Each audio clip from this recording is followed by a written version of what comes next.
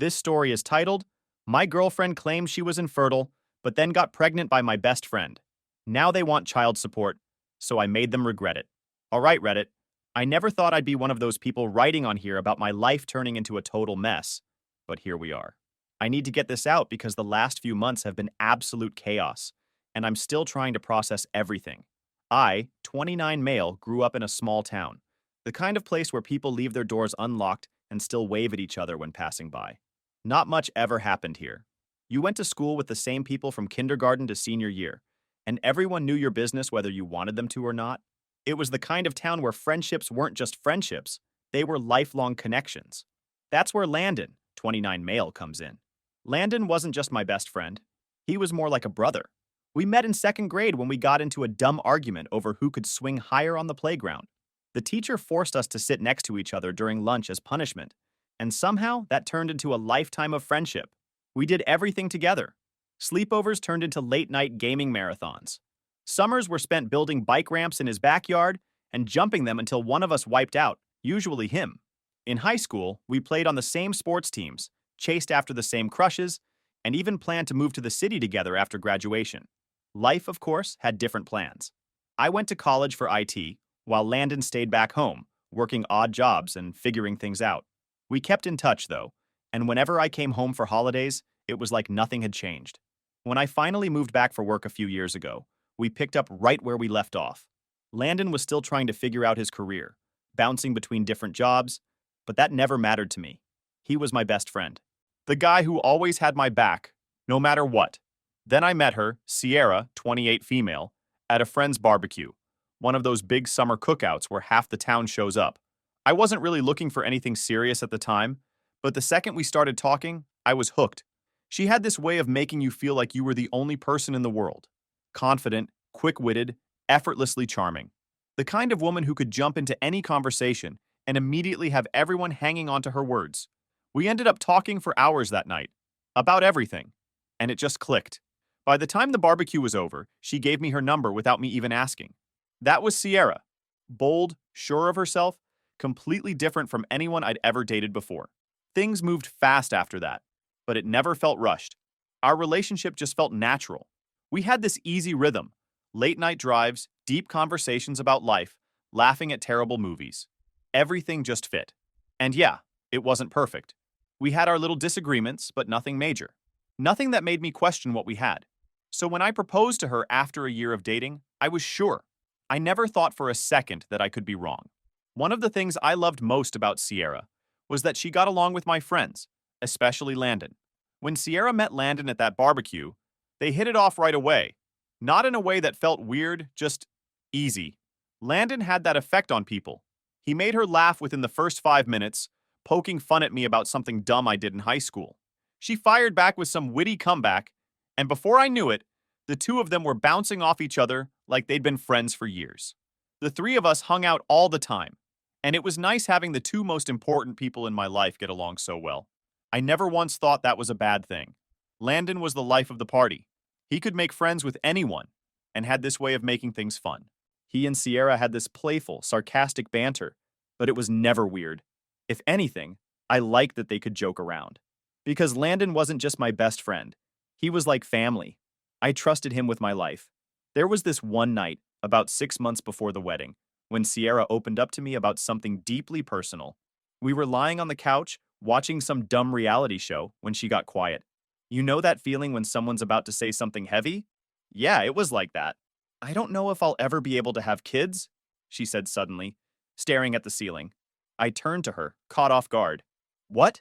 She hesitated before continuing. I never told you this, but a few years ago, a doctor told me I might be infertile. Something about my hormones being off. She said it like she had already grieved it, like it was something she had come to terms with a long time ago. I felt this deep ache for her. I could hear it in her voice. This wasn't something she threw around lightly. This was something she had carried for years.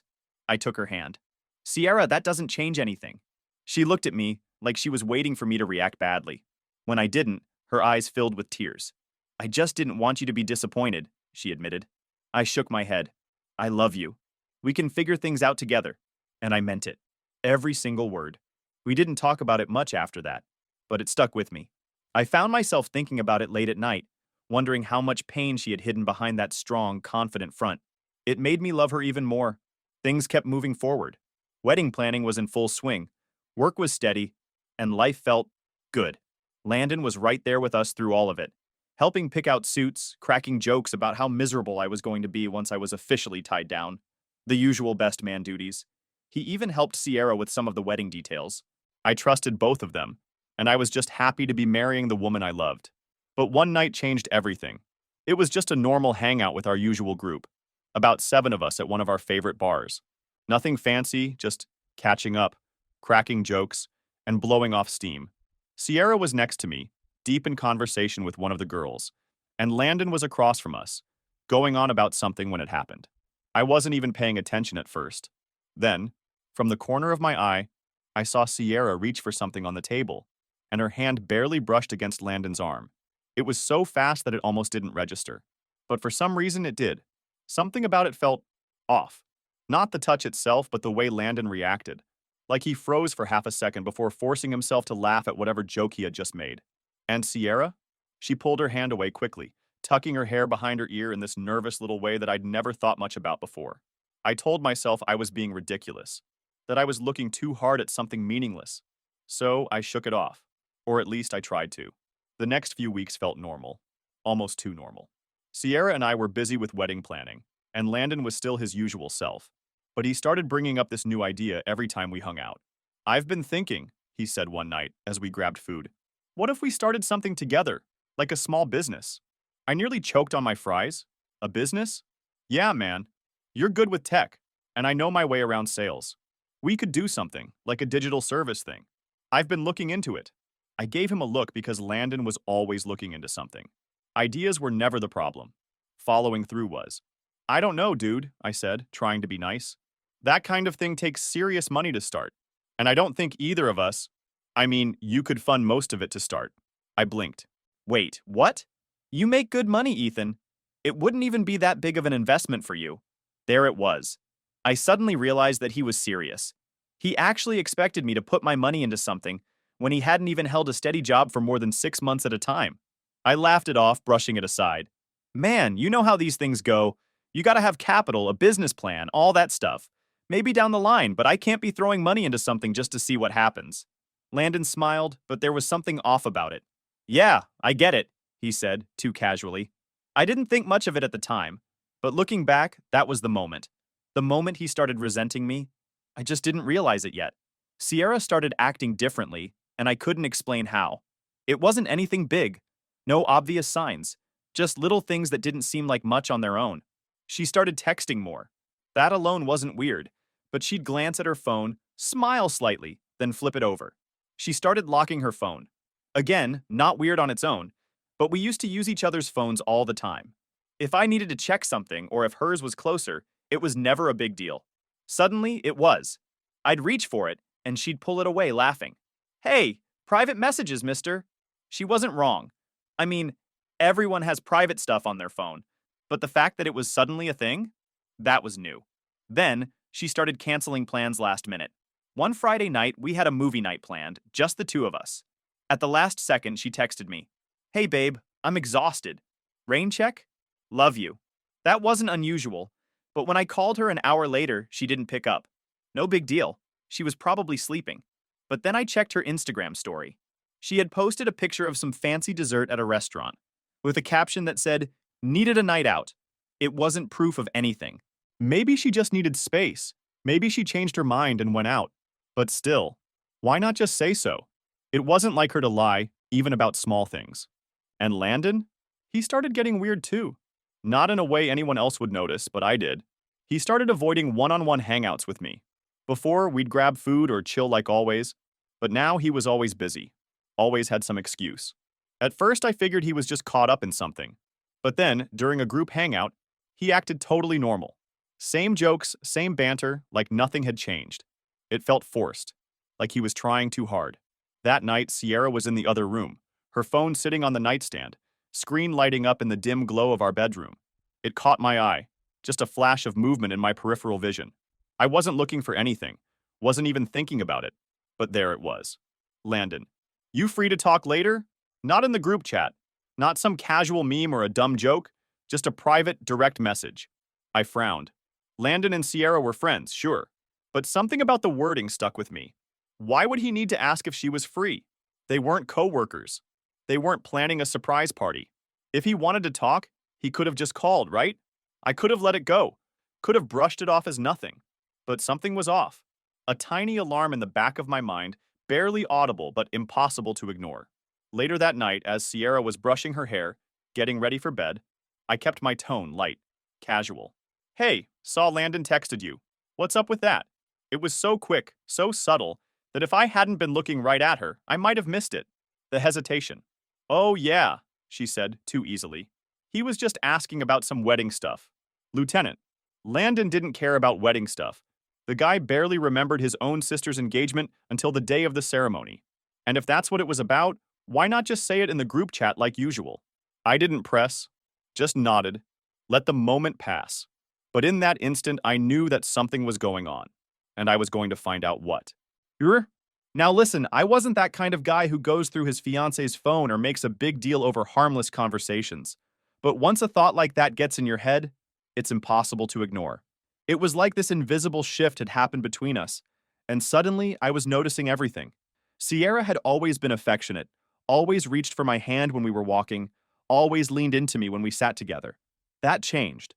She still said all the right things, still kissed me goodnight, but there was this distance. I told myself I was imagining it, until the night she left me hanging. It was a Saturday. We had planned to spend the day together since wedding prep had been keeping us both busy. I was supposed to pick her up at 11, grab lunch, maybe hit up a few shops. Nothing major, just a normal day together. At 10:45, she texted, "Hey babe, not feeling great. Might stay in today? Can we reschedule?" I wasn't going to push it. I texted back, "Of course. Get some rest. Let me know if you need anything." She just sent back a heart emoji. No big deal, right? Except later that afternoon, I was scrolling through my phone when I saw something that made my stomach drop. Landon had posted an Instagram story, a quick video of him at a cafe, his coffee on the table, a little shot of the place. Nothing suspicious on its own. But then, in the reflection of the cafe window, Sierra, sitting across from him. I stared at my phone, my brain scrambling to make sense of it. She wasn't home. She wasn't resting. She was with him, and she had lied to me about it. I didn't want to go in blind, accusing her without proof. So instead of blowing up her phone, I waited. That night, she texted me around 8 p.m., feeling a little better. "How was your day?" I stared at the message, my blood boiling. How was my day? I took a deep breath and texted back, "Glad you're feeling better. What did you end up doing today?" She responded fast. "Mostly just slept. Tried to get some work done but didn't do much." Another lie. I felt sick. I wanted to call her out right then, but something in me said, wait, I needed more than this. The next few days were normal. Sierra acted like nothing was wrong. She asked about my day, made jokes. But now, everything felt fake. And Landon? He was acting the same way. He barely texted me, barely made plans to hang out, but whenever we were in the same room, he was all smiles. Too much effort in the small talk. Too much energy in trying to act like everything was fine. I had to find out the truth. That weekend, I came up with a plan. I told Sierra I had to leave town for a work meeting. Something last minute. She barely reacted. "Okay, babe, hope it goes well." I expected at least a little disappointment, but she just smiled. Too easy, too casual. That's when I knew. I wasn't going anywhere. I stayed at my friend's place across town, keeping my mind sharp, refusing to let emotions cloud my judgment. But I wasn't just going to sit back and wait. I needed proof. That night, I had another friend drive past my apartment, just to confirm what I already knew deep down. At 1 a.m., my phone buzzed. Landon's car is parked outside. And what could Landon be doing with my fiancée at 1 a.m. at my house? My jaw tightened, but I didn't react. I had already given everything to this relationship, my time, my loyalty, my future. She had no doubts about me. I was the sure thing. I had built a life for her, made her my priority, given her the security and love that most people spend years searching for. And this is how she repaid me? The easy way out? Running to my best friend behind my back while still planning to walk down the aisle with me? Pathetic. I could have rushed over, kicked the door down, and made them face me. Made them squirm under the weight of their own betrayal. But why? I already knew the answer. They weren't worth the reaction. No, I needed more than a scene. I needed to hear it from her. I needed her to say it, to admit what she had done, to watch her scramble for excuses she knew wouldn't work on me. The next morning, I went home like nothing had happened. Sierra was sitting on the couch, looking completely normal. She smiled when she saw me, got up to hug me. I let her. "How was your trip?" she asked. I studied her face. That's when I realized how much she was good at lying. I forced a smile. "It was fine." "Long." She nodded, grabbing her phone. "Probably texting him." I sat next to her and casually asked, "So, what did you do last night?" She didn't even hesitate. "Not much. Just stayed in, watched some shows." She was getting too comfortable lying to me. I could have ended it right there. I could have told her what I knew, thrown everything in her face. But no, I wanted her to tell me the truth. So I just nodded and waited. But she never felt the guilt or tried to talk to me about whatever the hell she was doing with Landon. That night, I told her I needed to talk. She must have sensed something was wrong because she looked nervous. I took a deep breath. "Are you being honest with me?" Her expression flickered. "What do you mean?" I swallowed hard. "Sierra, I know. I know about you and Landon." Silence. Her face drained of color. For a second, I thought she was going to deny it. But then, she broke. Tears welled up in her eyes. Her hands started shaking. And then the words spilled out, like she couldn't hold them in anymore. "It was a mistake." I didn't react. I just stared at her, waiting. She started crying harder. "It only happened once. I swear, Ethan. I swear on everything. Once." She was sitting there, crying, saying it was just one mistake. Like that made it better. Like it changed anything. I felt numb. My best friend. My fiancé. The two people I trusted more than anyone else. I stood up. "I need to go. Ethan, please." I walked out. I didn't care what else she had to say. I was done. After 3 weeks since I walked out of Sierra's apartment, I was trying to pick up the pieces of my life, realizing that everything I thought was solid was actually built on lies. I blocked her number the night I left. I didn't want to hear excuses, didn't want to hear her beg me to understand. There was nothing to understand. She cheated. She lied. That was it. Landon, though? He had been dead silent. Not a text, not a call, nothing. I figured he was guilty, embarrassed, ashamed, maybe even relieved that the truth was out so he didn't have to keep sneaking around anymore. Either way, I didn't care. Or at least, I told myself I didn't. Then I got a call at work from a number I didn't recognize. I barely had time to say hello before Sierra's voice came through. "Ethan, please don't hang up." I pulled the phone away from my ear for a second, debating if I should just end this right now. But something in her tone made me pause. It wasn't desperation. It was something else. "I just need to tell you something," she said, her voice shaky. "Please." I sighed. "What do you want?" A deep breath. Then, "I'm pregnant." Silence. Everything in my body just stopped. I don't even know how long I stood there, gripping my phone, my mind spinning. "No, you're not," I finally said, my voice flat. "I am." I let out a short laugh, completely void of humor. "You told me you were infertile, Sierra?" She sniffed. "I know. I I don't know how this happened, but it did. I was just as shocked as you are." The weight of her words crashed into me, but not in the way she wanted. I wasn't in shock. I wasn't confused. I was furious. Because now I saw it clearly. She had never been infertile. She had never been told she couldn't have kids. She had simply twisted a doctor's words, exaggerating, "It might be difficult," into "It's impossible." And why? So I would never question it. So I would trust her completely and not worry about protection. She had made herself untouchable with a single lie. And now she was standing on the other side of this phone, pretending like she was just as shocked as I was. Like she wasn't the one who had been controlling the entire situation from the beginning. "Ethan," she said, her voice breaking. "There's a chance. It could be yours." I should have hung up. I should have told her to deal with it on her own. But the second she said those words, my entire body tensed. Because what if she wasn't lying? What if, despite everything, there was a chance this was my kid? "What do you want from me?" I asked, my voice cold. "I just," she trailed off. "I just thought you should know." I didn't respond. I I don't expect anything from you," she added quickly. "I know I messed up, and I'm not asking you to come back. But if there's a chance this baby is yours, I wanted you to hear it from me." I hated that part of me believed her. I hated that, despite everything, I couldn't ignore the possibility. Because if this was my kid, I couldn't just walk away. I hung up without saying anything. Landon reached out the next day. I was at home, staring at the wall, my brain still scrambled from Sierra's call. "Hey, man," he said, like nothing had happened. like we were just two guys catching up. I clenched my jaw. What do you want? He paused. Look, I know I messed up. I should have told you sooner. I just, I didn't know how. I stayed silent. She told you, didn't she? I didn't answer. I didn't need to. I don't know what to do, man. I wasn't ready for this. Landon said I actually laughed at that. You weren't ready? I repeated. Are you serious? I never wanted to hurt you. I gripped the phone tighter. But you did. I know, he muttered. Then, after a beat, he said the one thing that made my blood run cold. I mean, you're in a way better position than me. Maybe it'd be better if it was yours. I pulled the phone away from my ear, staring at it like it had just burned me. What did you just say? Nothing, No, repeat that. Say it again. Landon hesitated. Come on, man. I just meant, you've got your job, your place, everything lined up.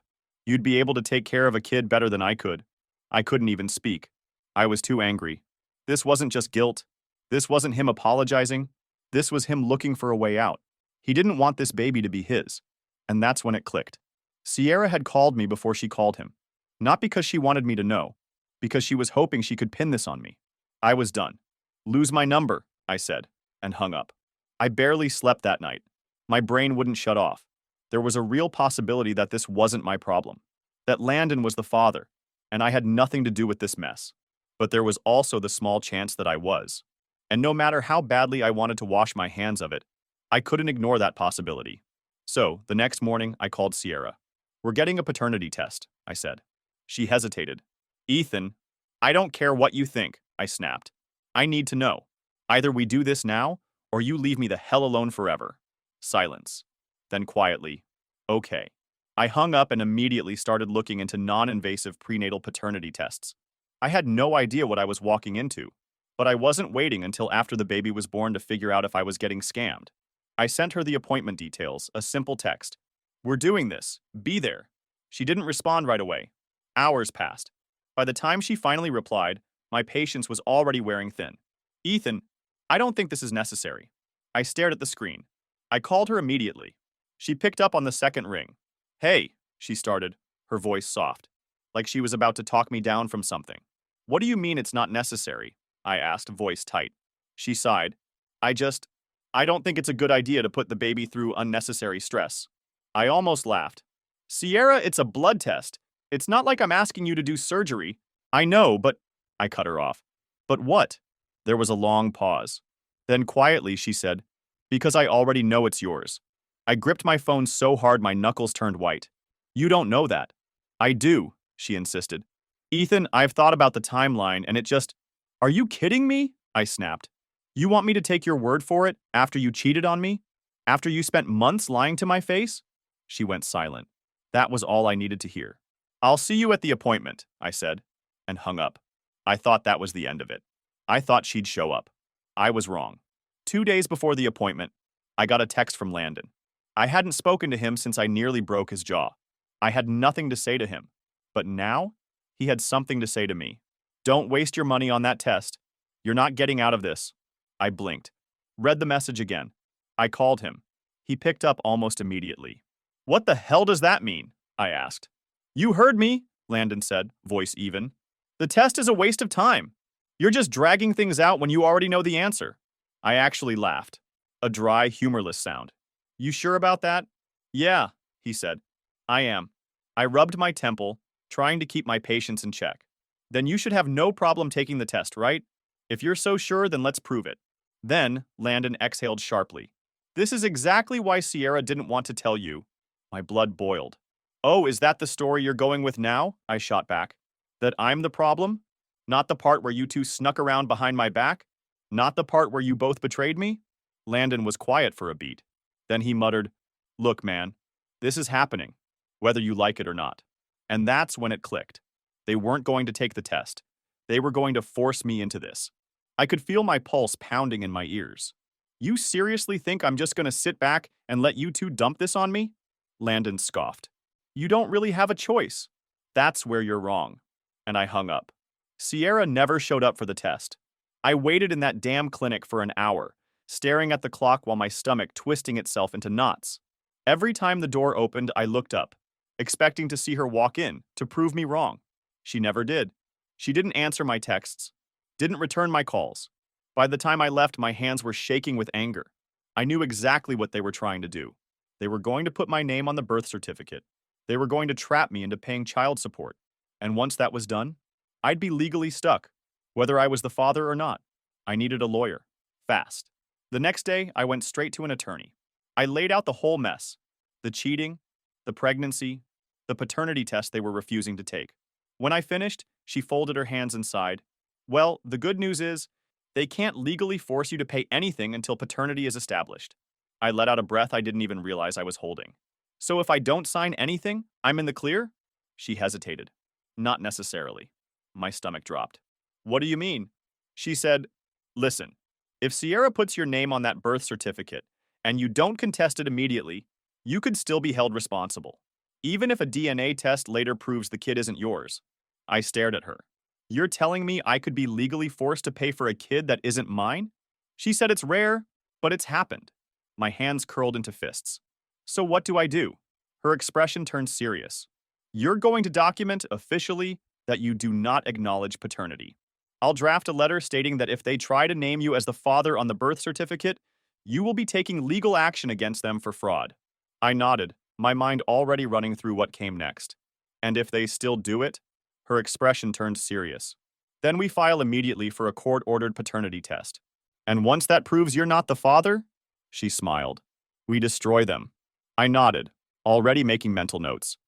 They wanted to play dirty? Fine. I'd play smarter. The next night, I got another call. This time from Sierra's mom. I debated ignoring it, but against my better judgment, I picked up. Ethan, she started, her voice fake sweet. I just wanted to reach out because I know this has been a stressful time for everyone. I leaned against my counter, already exhausted. What do you want? She sighed. Sierra told me about the test. She's really hurt, you know. She thought you loved her. I barked out a laugh. Yeah? And she loved me so much that she slept with my best friend? She said, this isn't about the past, Ethan. It's about the baby. You need to do the right thing. The right thing, I repeated. You mean blindly take responsibility for a child that might not even be mine? We both know it's yours, she said smoothly. And if you try to fight it, it's only going to make things harder for everyone involved, especially Sierra. This was blackmail. I felt like the walls were closing in. A year ago, I was planning a future with Sierra, picking out wedding venues, imagining what our life would look like. I trusted her. I believed her.